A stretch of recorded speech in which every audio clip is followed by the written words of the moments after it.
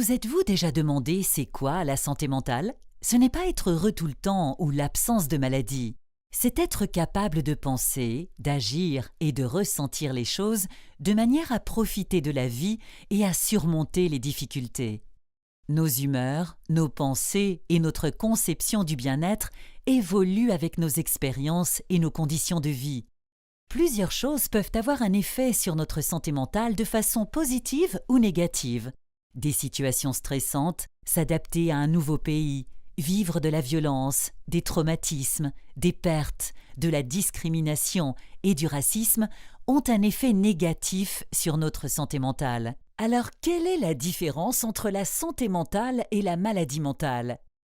Eh bien, la maladie mentale est diagnostiquée par un médecin comme d'autres maladies telles que le diabète.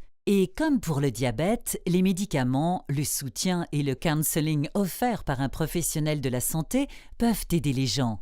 La maladie mentale touche des personnes de tous âges et de toute culture, peu importe le sexe, le revenu ou le niveau de scolarité.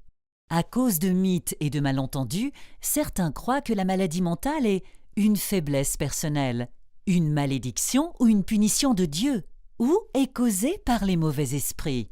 Elle engendre souvent des préjugés envers les gens, surtout s'ils semblent différents ou qu'on les traite de fous ou de dérangés.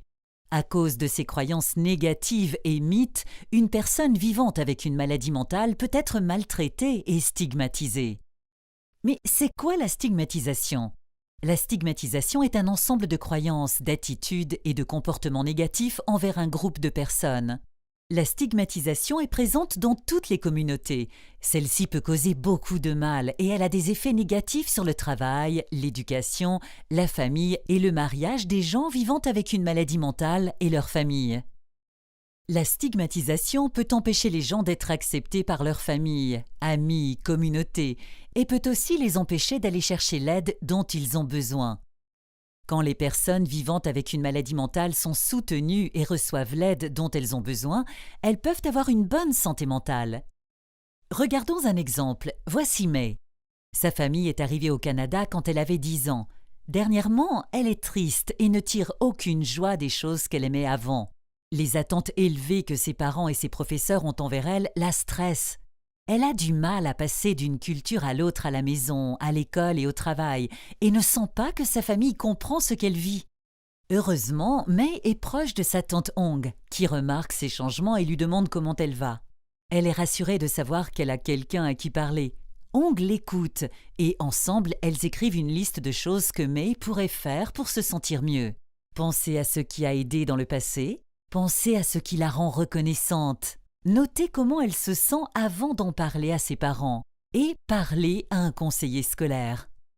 Comme May, on a tous des journées où on ne se sent pas au meilleur de notre forme, mais si ça dure, il faut en parler à un professionnel de la santé. Comme quand on ne se sent pas bien physiquement. Prendre soin de sa santé mentale, c'est aussi important que de prendre soin de sa santé physique. Écrivez une chose qui vous a déjà aidé à maintenir une bonne santé mentale. Souvenez-vous de ce qui vous a déjà aidé à gérer votre stress. Prenez du temps pour vous, priez et pensez à ce qui vous rend reconnaissant. Demandez de l'aide auprès de votre famille, de vos amis, de vos leaders communautaires ou des professionnels de la santé. N'attendez pas avant de parler à quelqu'un.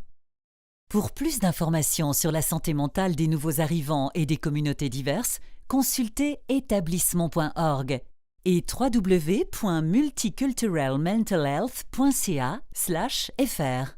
Pour obtenir plus d'informations et des ressources sur la santé et la maladie mentale et pour savoir où et quand obtenir de l'aide, rendez-vous à tempsdenparler.ca. Une présentation de Santé publique Ottawa.